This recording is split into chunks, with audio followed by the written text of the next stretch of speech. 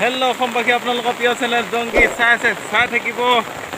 বহাগত ধাৰাসাৰ বৰষুণ দেখিছেনে? বৰষুণ ইয়াত চাওক, বৰষুণত তিতি পেলাই পথাৰলৈ আহিছোঁ আপোনাক গৰুকেইটা চাবৰ কাৰণে।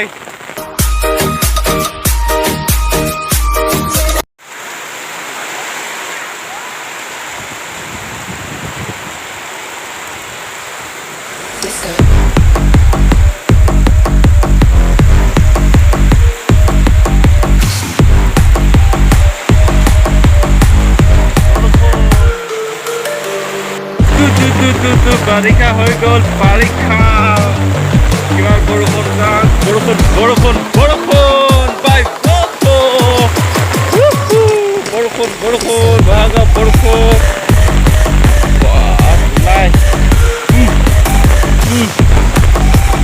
বিজুলী ঢেৰেকনি মাৰিছে, ভয় লাগে বহুত।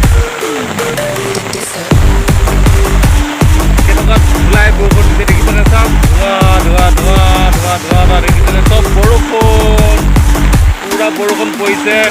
মৰাপাট ঠিকনা মানুহবিলাক গুচি গ'লগৈ, পাতি লৈ আহিছিল, এতিয়া নোৱাৰিলে থাকিবৰ কাৰণে। বৰষুণ দেখিছে নহয়, পুৰা ধুলাই দি আছে, চাওক ধুলাই দি আছে, ধুলাই বৰষুণৰ ধুলাই। চাওক এয়া গৰুকেইটা অলপ চাব আহিছোঁ, কেনেকৈ আছে কি কৰিছে চাওক।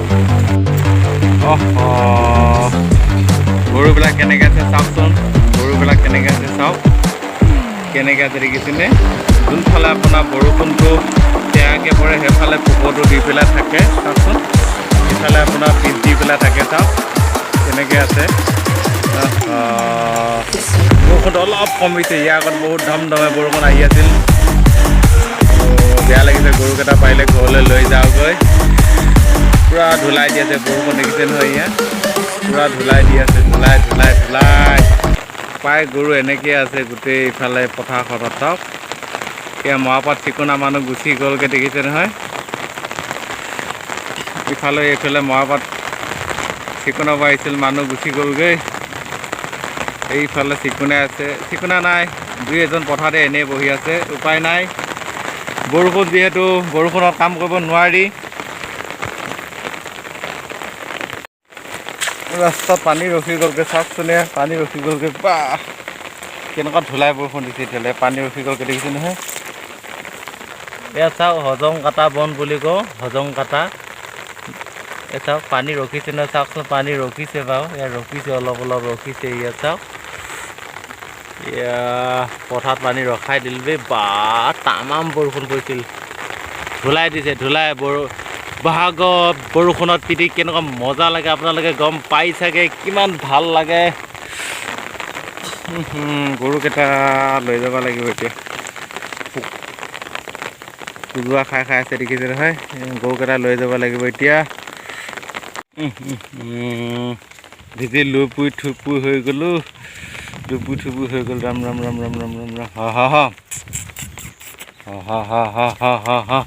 কেনেকৈ ভিজি গ'ল দেখিছেনে? ঠাণ্ডা লাগিব এতিয়া। বা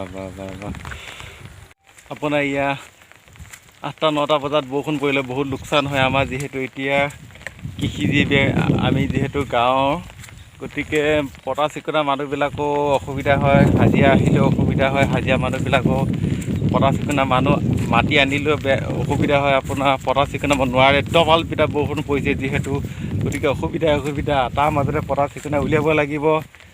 পিছত দেখা যাব দাম কিমান হয়, এইটো আপোনাৰ বজাই ক'ব নহয় জানো। বস্তুৰ দাম বেছি হ'লেওতো কৃষকৰ বস্তু কিমান দাম হয় নাজানো।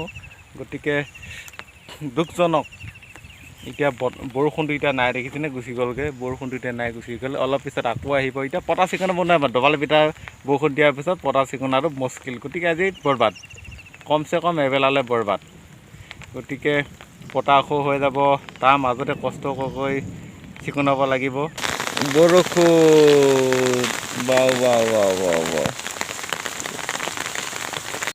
বৰষুণ আপোনাৰ গ'লগৈ।